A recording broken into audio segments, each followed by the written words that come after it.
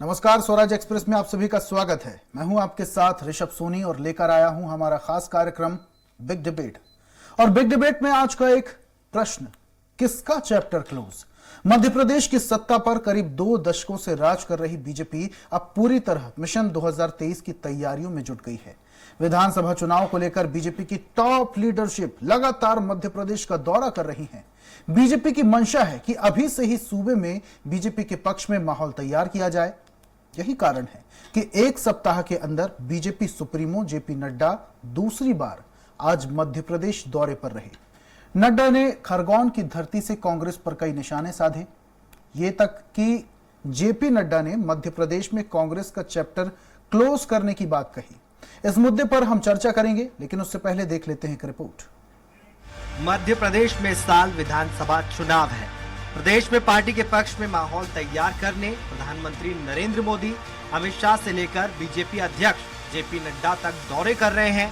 शुक्रवार को आदिवासी बाहुल्य क्षेत्र खरगोन में नड्डा एक दिवसीय दौरे पर रहे। इस दौरान उन्होंने रोड शो के साथ एक बड़ी सभा को संबोधित किया। इस दौरान मध्य प्रदेश के मुख्यमंत्री शिवराज सिंह चौहान और प्रदेश अध्यक्ष वी.डी. शर्मा पूरे समय मौजूद रहे। नड्डा ने अपनी सभा में कांग्रेस को हर मोर्चे पर घेरा। नड्डा के निशाने पर पूरे समय कमलनाथ रहे। अपने भाषण में कमलनाथ की किलाबंदी से नड्डा ने एक बात तो साफ कर दी है, विधानसभा चुनाव के दौरान बीजेपी के निशाने पर केवल और केवल कमलनाथ रहने वाले हैं। नड्डा ने अपने संबोधन में कहा, करगिल का चैप्टर कमलनाथ सरकार ने बच्चों के सिलेबस से निकाल दिया था। इस तरह का काम कमलनाथ ने अपने कार्यकाल में किया था। यह हमारी सेना का अपमान है और अब नवंबर में आपको कमलनाथ का ही चैप्टर गायब कर देना है। कारगिल का चैप्टर इन्होंने मध्य प्रदेश के सिलेबस से निकाल दिया था। इस तरीके का कमलनाथ ने काम किया। आप बताइए, ये फौज का अपमान है कि नहीं है? ये फौज का अपमान है कि नहीं है? ये हमारे फौजी भाइयों का अपमान है कि नहीं है? नवंबर में इसका अपमान का बदला लोगे कि नहीं लोगे? इधर जेपी नड्डा के आरोपों को कांग्रेस ने सिरे से खारिज कर दिया। कांग्रेस नेताओं की माने तो बीजेपी के राष्ट्रीय अध्यक्ष जेपी नड्डा ने खरगोन की धरती से जनता के सामने झूठ परोसा है। कांग्रेस ने करगिल का चैप्टर कभी हटाया ही नहीं। कांग्रेस ने बीजेपी नेताओं को ये बात सिद्ध करने का चैलेंज दिया। हालांकि बीजेपी नेता अपने राष्ट्रीय अध्यक्ष की बात दोहराते नजर आए। आपके मानसिक, वैचारिक और पार्टी के निम्न स्तर को दर्शा रही है। मैं आभारी रहूंगा कि जेपी नड्डा साहब ये बता दें कि कमलनाथ जी की सरकार में कारगिल से संबंधित किस पाठ्यक्रम को हटाया गया था, और यदि नहीं हटाया गया होगा तो क्या जेपी नड्डा जी सार्वजनिक तौर पर माफी मांगेंगे? और जिन लोगों ने कारगिल का चैप्टर समाप्त किया है, ऐसे कमलनाथ जी और कांग्रेस के चैप्टर को अब समाप्त करने का समय आ गया है। नड्डा जी ने ठीक कहा है, यही संकल्प मोदी जी ने भी दिलाया है और निश्चित तौर पर मध्य प्रदेश इस बार एक इतिहास रचेगा। कांग्रेस का और कमलनाथ जी के चैप्टर का पूरी तरह से मध्य प्रदेश से सफाया होगा। सियासी लिहाज से मध्य प्रदेश इस समय हॉट स्टेट बना हुआ है। कारण प्रधानमंत्री नरेंद्र मोदी से लेकर राहुल गांधी, प्रियंका गांधी की दिलचस्पी इस समय मध्य प्रदेश में होने वाले विधानसभा चुनाव पर बनी हुई है। इसी बीच नड्डा का कमलनाथ का चैप्टर क्लोज करने का बयान साफ संकेत दे रहा है कि बीजेपी की सभी टॉप लीडरशिप के निशाने पर आने वाले समय में केवल कमलनाथ रहने वाले हैं। हालांकि चुनावी परिणाम ही तय करेंगे कि मध्य प्रदेश की जनता ने किस पार्टी को सत्ता से बेदखल कर उसका चैप्टर क्लोज किया है। अतुल शर्मा, स्वराज एक्सप्रेस, भोपाल। तो किसका चैप्टर क्लोज, इस पर हम ज्यादा चर्चा करेंगे और चर्चा के लिए हमारे साथ मौजूद हैं कैबिनेट मंत्री दर्जा प्राप्त बीजेपी से घनश्याम पिरोनिया जी और भानु प्रताप शर्मा, पूर्व सांसद कांग्रेस से हैं, और साथ में वरिष्ठ पत्रकार रविंद्र जैन जी हमारे साथ जुड़ चुके हैं। और चर्चा की शुरुआत सबसे पहले घनश्याम पिरोनिया जी से करते हैं। घनश्याम साहब, एक बड़ा आरोप लगा रहे हैं, सवाल बना हुआ है किसका चैप्टर क्लोज। ये तो हालांकि वक्त बताएगा कि किसका चैप्टर क्लोज होगा, किसका चैप्टर ओपन होगा, लेकिन एक बड़ा आरोप भी लगा रहे हैं। नड्डा साहब इन दिनों खरगोन आए थे, दूसरी बार आए, केंद्रीय नेतृत्व को मोर्चा संभालना पड़ रहा है। क्या लग रहा है, आप क्या कहेंगे इस विषय में कि इस बार बीजेपी को कड़ी टक्कर का एहसास हो रहा है, जमीन खिसकने का एहसास हो रहा है, इसलिए मोर्चा संभालने के लिए केंद्रीय नेतृत्व बार बार मध्य प्रदेश आ रहा है? नहीं, ऐसा नहीं है।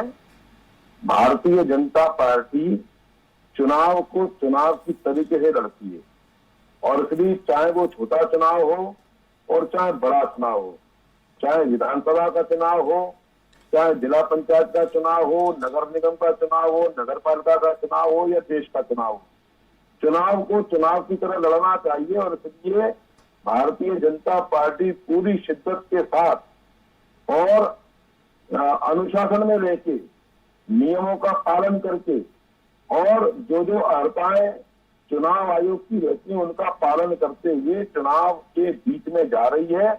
और इसलिए केंद्रीय नेतृत्व, मैंने कहा ना, हम चुनाव को चुनाव की तरीके से लड़ते हैं, हल्के में किसी चीज को नहीं लेते हैं। और इसलिए चाहे छोटा चुनाव हो और बड़ा चुनाव हो, भारतीय जनता पार्टी पूरी शिद्दत के साथ में, क्योंकि चुनाव हमेशा जीतने के उद्देश्य से लड़ा जाता है। और इसलिए यहाँ मध्य प्रदेश में भारतीय जनता पार्टी की सरकार पुनः बने, इस हेतु केंद्र से लेकर के और हमारे बूथ स्तर तक का कार्यकर्ता पूरी संजीदगी के साथ, पूरी जो ईमानदारी के साथ और जनमानस के बीच में जो जो जनकल्याणकारी कार्य भारतीय जनता पार्टी की, केंद्र की नरेंद्र मोदी जी की सरकार हो या मध्य प्रदेश की हमारे माननीय मुख्यमंत्री शिवराज सिंह चौहान साहब के नेतृत्व सरकार हो, इन सारी जनकल्याणकारी योजनाओं को लेकर के हमारा केंद्र से लेकर के प्रदेश स्तर का और मैं कह रहा हूँ नीचे तक का कार्यकर्ता और गांव-गांव गली-गली पहुंच करके उन योजनाओं की सटीक जानकारी मतदाताओं को दे, और मतदाताओं का रुझान, मतदाताओं का सोच, मतदाताओं का वोट ये भारतीय जनता पार्टी के पक्ष में गिरे, जिससे हम सेवा लोगों की कर सके। इस हेतु हमारा नेतृत्व कार्य करना। ठीक है घनश्याम, ये सब तो आपने चुनावी रणनीति बना दी, लेकिन मैं आपसे ये भी समझना चाहूंगा कि नेतृत्व, जो केंद्रीय नेतृत्व बार बार मध्य प्रदेश आ रहा है, इससे पहले की जितने चुनाव थे, पिछले चुनाव की मैं बात करूं, पिछले के पिछले चुनाव की भी मैं बात करूं, तो बीजेपी ने मध्य प्रदेश में अपनी दम पर चुनाव लड़ा, मुख्यमंत्री शिवराज सिंह चौहान जी ने अपनी दम पर चुनाव लड़ा। इस बार केंद्रीय नेतृत्व की मंत्रियों की जरूरत पड़ रही है, तो कहीं ना कहीं लग रहा है कंपटीशन इस बार तगड़ा है, और इस बार तो तीसरा विकल्प भी आम आदमी पार्टी भी है। पार्टी हो चाहे अन्य पार्टियां हो, ये तो मध्य प्रदेश में कहीं ध्यान में नहीं आ रही है, और ये तो केवल निगाह रख करके बैठी है। ये तो केवल इनकी निगाह रहती ना, वो निगाह रखे है कि कौन सी पार्टी का कार्यकर्ता और विरोध में जा रहा है, कौन सी पार्टी का कार्यकर्ता नाराज है, हम उसको कैसे अपनी पार्टी में मिलाएं और अपनी पार्टी के जनाधार कैसे बढ़ाएं, ये इनका सोच और कुछ नहीं है। लेकिन कुल मिलाकर के लड़ाई कांग्रेस और भाजपा के मध्य होने वाली है। हम हमारी जनकल्याण, मैंने कहा ना, हम हमारी जनकल्याणकारी योजनाओं को लेकर के जाने वाले। हमने जो काम किए हैं केंद्र की नरेंद्र मोदी सरकार जी ने किया हो या मध्य प्रदेश के मुख्यमंत्री जी के माध्यम से हो रहा हो, मैं इसलिए मैं निवेदन करना चाहता हूं कि आप देखेंगे प्रधानमंत्री जी के नेतृत्व में हमने जो गरीब कल्याण का जो काम किया है, प्रधानमंत्री आवास हो, गरीबों को जो है आयुष्मान भारत योजना के माध्यम से उनका उपचार कराने के लिए 5 लाख रुपए तक की सहायता राशि। आप सोचो, गंभीर जब बीमारी होती थी तो गरीब आदमी बेचारा परेशान हो जाता था। ये प्रधानमंत्री नरेंद्र मोदी जी हैं जिन्होंने गरीबों को समझा, गरीबी को समझा, और इसलिए उन्होंने गरीबी के उपचार के लिए गरीबों को अच्छे से अच्छे अस्पताल में जाकर के उपचार करने के लिए 5 लाख रुपए तक का ये इस प्रकार का कार्य प्रारंभ। और घनश्याम जी, इतना ज्यादा समझा बीजेपी पार्टी ने गरीबों को कि 70 रुपए लीटर का पेट्रोल 120, 100 रुपए हो जाता है, गैस सिलेंडर 1200 रुपए हो जाता है, और टमाटर तो इन दोनों बहुत ज्यादा हाई है। ठीक है, वापस से आऊंगा, महंगाई की मैं बात बाद में करूंगा, आज का विषय ये नहीं है साहब। वापस से आपके पास आऊंगा। वरिष्ठ पत्रकार रविंद्र जैन साहब हमारे साथ जुड़े हुए हैं। रविंद्र जी, इन दिनों चैप्टर शब्द बड़ा सुनाई दे रहा है। नड्डा साहब आते हैं, खरगोन में आदिवासी जनसभा को संबोधित करते हैं, खचाखच भीड़ के दौरान वो बोलते हैं कि कमलनाथ जी ने कारगिल चैप्टर सिलेबस से हटा दिया गया था। क्या कहेंगे आप साहब? आपसे समझना चाहेंगे कि ये जो सवाल होते हैं और ये जो बातें कही जाती हैं आजकल राजनेताओं द्वारा, इसके सिर पैर न होने के बावजूद आपको लगता है कि कुछ बातें ऐसी होती हैं जो सबूतों के साथ कहनी चाहिए, बिना हाथ पैर की बातें नहीं करनी चाहिए? देखिए ऋषभ जी, दरअसल भारतीय जनता पार्टी के नेताओं पर थोड़ा तरस खाना चाहिए। 29 राज्यों में दौरे कर रहे हैं, कहीं की पर्ची कहीं पढ़ रहे हैं। हमने 3-4 दिन पहले देखा कि प्रधानमंत्री जी जब भोपाल आए तो उन्होंने पता नहीं कहां का पेट्रोल का रेट मध्य प्रदेश का बता दिया। उन्होंने बोला 100, भाजपा राशि 700 राज्यों में 100 रुपए से कम पेट्रोल है। आप और हम सब रोज पेट्रोल भरवा रहे हैं 110 रुपए में। आज पता नहीं किस राज्य की पर्ची आज हमारे जेपी नड्डा साहब ने खरगोन में पढ़ दी कि कारगिल का दस्तावेज, कारगिल का चैप्टर क्लोज किया गया। लेकिन बताएं, आज पिरोनिया जी बैठे हुए हैं, मैं सोच रहा था कि वो बताएंगे कि कब किया, किसने किया, कौन से क्लास का चैप्टर था जो क्लोज हुआ है। और सबसे बड़ी बात यह है कि कमलनाथ जी के सरकार के समय शिक्षा मंत्री थे प्रभुराम चौधरी जी, और यदि क्लोज हुआ तो प्रभुराम चौधरी को तो आपने स्वास्थ्य मंत्री बना के बैठाया हुआ है अभी मध्य प्रदेश में। क्या आपको ऐसे व्यक्ति को स्वास्थ्य मंत्री बनाना चाहिए जिन्होंने कारगिल का चैप्टर क्लोज किया हो? ये जवाब अब भारतीय जनता पार्टी को चुनाव में देने पड़ेंगे। मेरी जानकारी के अनुसार मध्य प्रदेश के किसी भी स्कूल में किसी प्रकार का कोई कारगिल का चैप्टर क्लोज नहीं हुआ है। कारगिल दस्तावेज एक पुस्तक है जो मध्य प्रदेश में जो माखनलाल चतुर्वेदी पत्रकारिता विश्वविद्यालय है, वहां डिफेंस जर्नलिज्म में वो सजेस्ट की गई है पढ़ाने के लिए। इसके अलावा, और वो आज भी है, लेकिन इसके अलावा कहीं भी कारगिल का जो चैप्टर है वो क्लोज नहीं हुआ है। ठीक है, वो कमलनाथ जी का चैप्टर क्लोज करे या कांग्रेस का करे, मुझे लेना देना नहीं। जैन साहब, आपकी बात से क्या समझा जाए कि इस बार जो है पर्ची चेंज हो गई, लेकिन सवाल यह भी है कि पर्ची में कमलनाथ जी का भी नाम था, या कमलनाथ जी दूसरे स्टेट में भी हैं कमलनाथ जी, ये समझा जाए? देखिए मैं यही कह रहा हूं, कमलनाथ जी तो मध्य प्रदेश में दूसरे स्टेट में नहीं है, लेकिन भारतीय जनता पार्टी के जो नेता दिल्ली से आ रहे हैं वो कहीं का भाषण कहीं दूसरी जगह पढ़ रहे हैं। हमने पीएम को भी देखा और राष्ट्रीय अध्यक्ष को भी देखा। आप देखिए 4 दिन में 2 बड़ी गलतियां होना, ये जवाब अब आपको चुनाव में देना पड़ेंगे। आपको पेट्रोल के बारे में विचार करना होगा, क्योंकि प्रधानमंत्री जी ने कहा है कि 100 रुपए से नीचे पेट्रोल है। आज भी हमने 110 रुपए का भरवाया है। और आज राष्ट्रीय अध्यक्ष ने कहा है कि कारगिल दस्तावेज, कारगिल के जो चैप्टर है वो क्लोज कर दिया गया है। तो अब बताइए, उनके जो प्रवक्ता बैठे हुए हैं आदरणीय घनश्याम जी, वो बताएं कि किस क्लास का किया है, कब किया है, और ये भी बताएं कि उस समय के शिक्षा मंत्री को आपने फिर स्वास्थ्य मंत्री क्यों बनाया। मैं चाहता हूं घनश्याम जी जवाब दें। ठीक है घनश्याम जी, जैन साहब कुछ सवाल कर रहे हैं, उसका जवाब दे दीजिए। उसके बाद में कांग्रेस से हमारे साथ जुड़े हुए भानु प्रताप शर्मा जी, उनके पास में बढ़ूंगा। बहुत सारे सवाल हैं। वो क्लोज चैप्टर करना, हमारे नेता ने, भारतीय जनता पार्टी के अध्यक्ष ने कहा है कि आने वाले चुनाव में मध्य प्रदेश में कांग्रेस का कहा है, कमलनाथ जी की घनश्याम जी सीधा सवाल, घनश्याम जी सीधा सवाल, नड्डा साहब कह गए हैं कारगिल का चैप्टर कमलनाथ जी ने अपने शासनकाल में चेंज कर दिया, हटा दिया। कब हटाया? जनता पार्टी के नेता जो पढ़ लिख के भाषण नहीं देते हैं, भारतीय जनता पार्टी के नेताओं को तो जन्म से ही घुट्टी बनाने का काम रहता है। हम तो घनश्याम जी कारगिल चैप्टर को हटा दिया, इसकी कुछ तो जानकारी आप दे पाएंगे हमारे दर्शकों को? हम लोग कभी पढ़ के नहीं पढ़ते हैं। घनश्याम साहब ठीक है, आपकी बात में मान लिया, आप पर्चे नहीं पढ़ते हैं। सीधा सवाल जैन साहब कर रहे हैं कि इसके बारे में थोड़ी सी जानकारी दे दीजिए। हमारे दर्शक भी, लाखों के दर्शक आपको अभी सुन रहे हैं, देख पा रहे हैं, तो इस बारे में थोड़ी सी जानकारी दे दीजिए कि कारगिल चैप्टर किस स्कूल का हटाया गया, किस क्लास का हटाया गया, कब हटाया गया, इस बारे में बेसिक जानकारी तो होगी। उन्होंने कहा है कि हम जो है मध्य प्रदेश से कमलनाथ जी की जो सरकार, हमने जो चैप्टर क्लोज किया उनका, और जो उनका सपना है कि पुनः सरकार बनाने का, कांग्रेस की सरकार नहीं बनेगी और भारतीय जनता पार्टी। घनश्याम जी माफ कीजिएगा, बड़े निवेदन के साथ मैं आपको रोकना चाह रहा हूं, लेकिन मुझे ऐसा लग रहा है कि नड्डा साहब ने भरे मंच से जो बातें कही हैं, मुझे ऐसा क्यों लग रहा है कि वो बातें आपने या तो सुनी नहीं है या अच्छे तरीके से आप तक वो बातों को पहुंचाया नहीं गया। अगर कोशिश करूंगा, अगर वक्त मिलता तो वापस से मैं नड्डा साहब जी की जो विजुअल्स हैं मैं आपको दिखाना चाहूंगा, सुनाऊंगा भी कि आखिरकार उन्होंने कहा क्यों है ऐसा। फिलहाल कांग्रेस से हमारे साथ पूर्व सांसद जी प्रताप भानु शर्मा जी जुड़े हुए हैं। शर्मा साहब, नड्डा साहब आते हैं, आदिवासी बहुल इलाके में खरगोन में जाते हैं, भरी जनसभा को संबोधित करते हैं, कहते हैं कमलनाथ जी ने अपने शासनकाल में कारगिल का चैप्टर हटा दिया। इस पर क्या कहेंगे? कमलनाथ जी कह रहे हैं, कांग्रेस के तमाम बड़े नेता कह रहे हैं कि बिना सिर पैर की बातें हैं, ये तो कहां हटा है। देखिए ऋषभ जी, मैं बताऊं आपको कि ये झूठ बोलने में, भाजपा के लोग झूठा ढिंढोरा पीटने में और अपने अहंकार में इतने डूबे हुए हैं कि सच्चाई का इन्हें भान ही नहीं है, ज्ञात ही नहीं है इन्हें सच्चाई। जैसा रविंद्र जैन साहब ने कहा कि प्रधानमंत्री आते हैं, वो कहते हैं 110 रुपए का पेट्रोल 196 रुपए में बिक रहा है मध्य प्रदेश में। कहाँ बिक रहा है? 110 रुपए का बिक रहा है हमारे यहाँ। इल इन्फॉर्म्ड है इनके नेता, गलत जानकारियों पे आधार पर झूठे बयान देते हैं। जैसे प्रधानमंत्री झूठ बोलते हैं, वैसे ही ये नड्डा जी, इन्हें कोई जानकारी नहीं है मध्य प्रदेश की।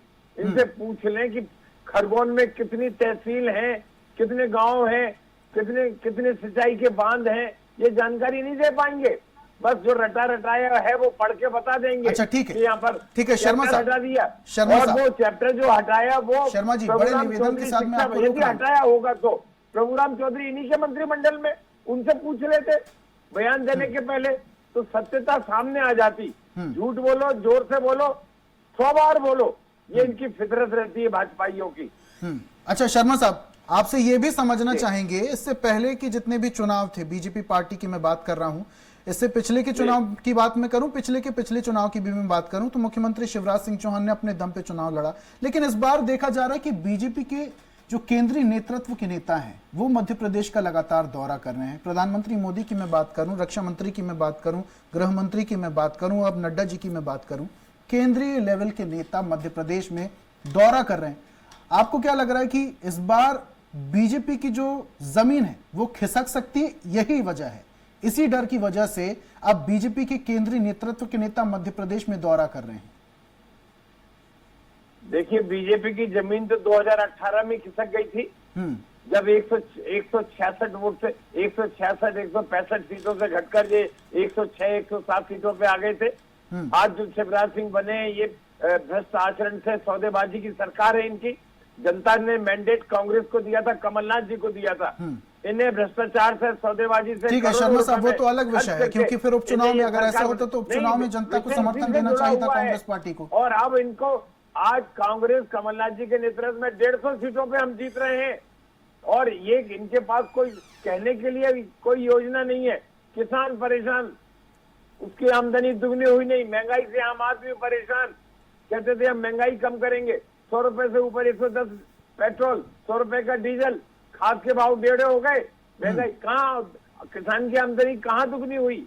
आज ये झूठ बोल के झूठ भरोस रहे हैं लोगों को। और ये शिवराज की सरकार डबल इंजन की बात करते हैं, एक इंजन तो शिवराज का फेल हो गया, दूसरा इंजन जो डबल इंजन की बात करते हैं मोदी की, ये कर्नाटक में और हिमाचल में फेल हो गया। तो ये झूठ का मुलम्मा ज्यादा नहीं चल सकता, इनका चेहरा बेनकाब हो गया है। जनता से झूठ बोलकर, झूठे वायदे करके इन्हें जवाब देना होगा। 2 करोड़ लोगों को रोजगार कहाँ दिया? इन्हें जवाब देना होगा। 400 लाख करोड़ का काला धन लाने की बात कही थी, कहाँ, कितना लेकर आए? इन्हें जवाब देना होगा कि 15-15 लाख रुपए सबके खाते में पहुंच जाएंगे। भाजपा, और चाहे नड्डा हो चाहे मोदी जी हो, इन्हें बताना चाहिए कि किसान की आमदनी दुगनी हुई क्या, या नकद दुगनी हो गई। भ्रष्टाचार चरम पे पहुंच गया, 10 लाख करोड़ का भ्रष्टाचार मोदी के अडानी के मोदी राज में अडानी के उसमें हो गया। 10 लाख करोड़ शेयर घोटाला इसी साल हुआ है। इसके पहले 12.5 लाख करोड़, ठीक है शर्मा साहब, कर्जा माफ। शर्मा साहब, ये तो हो गई, माफ कर दिया, ये तो हो गई पूरे देश की बात। अगर मैं मध्य प्रदेश की बात करूं, जो आप आरोप लगा रहे हैं शर्मा साहब, जो आप आरोप लगा रहे हैं, अगर ये बातें सार्थक तौर पर अगर जमीनी स्तर पर दिखाई देती तो 18 साल वक्त कम नहीं होता। बीजेपी पार्टी अगर 18 साल से मध्य प्रदेश में शासन कर रही है तो ऐसी क्या वजह है? या तो कांग्रेस पार्टी, या यूं कहें जनता के पास विकल्प नहीं है कि किसी और विकल्प को चुना जाए, इसलिए मजबूरी में बीजेपी पार्टी को चुनना पड़ता है, या फिर विपक्ष कमजोर है? विपक्ष बहुत मजबूत है। 2018 में हम बता चुके हैं, 122 सीटें हमारी आ गई थी, और उस पर कमलनाथ जी मुख्यमंत्री के रूप में काम कर रहे थे। और इनकी सरकार जो बनी थी उसको जनता ने नकार दिया था। जनादेश जो इनका था 106 सीटों का इनको मिला था। अब इन्होंने सौदेबाजी से जो सरकार बना ली, यही साफ दिखता है जनता ने ठीक है शर्मा साहब, हॉर्स ट्रेडिंग की आप बात कर रहे हैं, उपचुनाव में क्या हो गया था फिर? 70 के भी पार। शर्मा साहब, फिर उपचुनाव में क्या हो गया था? उपचुनाव में भी हम जीते। क्या हो गया था? हम अब नगर पालिका नगर निगम के चुनाव में जीते, हम नगर परिषद के, जनपद के, जिला पंचायतों के चुनाव में जीते हैं। उपचुनाव तो ज्यादातर जो होते हैं कभी कभी रूलिंग पार्टी के हिसाब से भी जाते हैं, ये भी हमें समझना पड़ेगा। चलिए ठीक है। घनश्याम साहब, पूरी बात आपने सुनी, कई सारे आरोप लगा रहे हैं। शर्मा साहब, जब नेताओं को जानकारी नहीं होती है तो भरे मंच में से कुछ ऐसी बातें कर देना जो जनता के बीच में गलत मैसेज पहुंचाए, तो आपको नहीं लगता है कि बड़े लेवल के नेताओं को थोड़ा सोच समझ के बोलना चाहिए? और जैन साहब तो बोल रहे हैं कि इस बार पर्ची भी बदल गई। क्या होता होगा, कांग्रेस क्या होता होगा, भारतीय जनता पार्टी में कोई पर्चा पर्ची नहीं चलता है। साहब तो कांग्रेस के नहीं है, वो तो वरिष्ठ पत्रकार है। भारतीय जनता पार्टी में तो हमारे को बड़ी अच्छी शिक्षा दी जाती है, हम बहुत अच्छे से बोलना भी जाते हो और हम जनता के बीच में विषय रखना भी जानते हैं। मेरा निवेदन ये है भाई, कांग्रेस का तो ये है कि बुरा जो देखन में चला बुरा न मिलिया कोई। अरे आप ही अपने अंदर झांक के देखो, हम पर भ्रष्टाचार का आरोप आप लगा रहे हैं। कितने भ्रष्टाचार के आरोप आप करते हैं? आपके जितने भी प्रधानमंत्री हुए, जितने प्रधानमंत्री आपके हुए, सब पर भ्रष्टाचार के आरोप हैं। एक आरोप बताइए आप प्रधानमंत्री जी पर, आपके कहने से कोई जनता मानने वाली है क्या? लेकिन मैं निवेदन करना चाहता हूँ,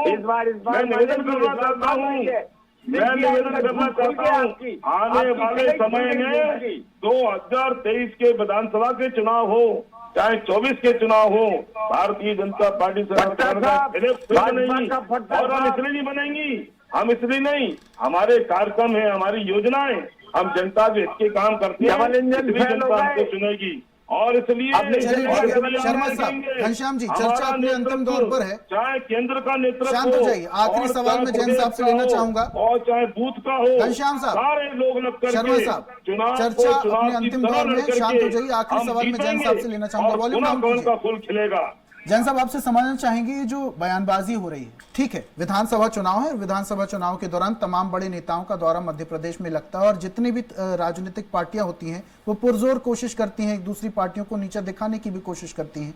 लेकिन इस बार ये जो चैप्टर की बात कही जा रही है कि कारगिल का चैप्टर हटा दिया गया और भी तमाम सारी ऐसी बातें हैं, आपको लगता है कि राजनीति का स्तर अब लगातार धीरे धीरे करके गिरता जा रहा है, लेकिन गिरने के साथ साथ राजनेताओं को कहीं ना कहीं ये सोचना बहुत ज्यादा जरूरी हो गया है कि किस बात पर क्या बोलना चाहिए? अगर सबूत नहीं किसी बात के तो उस बात को नहीं बोलना चाहिए, क्योंकि शायद जनता तक गलत मैसेज जाता है। सर जी, बहुत अच्छा सवाल है आपका, और मैं अपने जर्नलिज्म के सिद्धांत में मैं हमेशा ये बात को कहता रहा हूं कि मध्य प्रदेश में जो गिरावट आ रही है राजनीतिक, उसका एकमात्र कारण यह है कि हमने पिछले 20 साल में सर्वदलीय बैठक करना बंद कर दी है।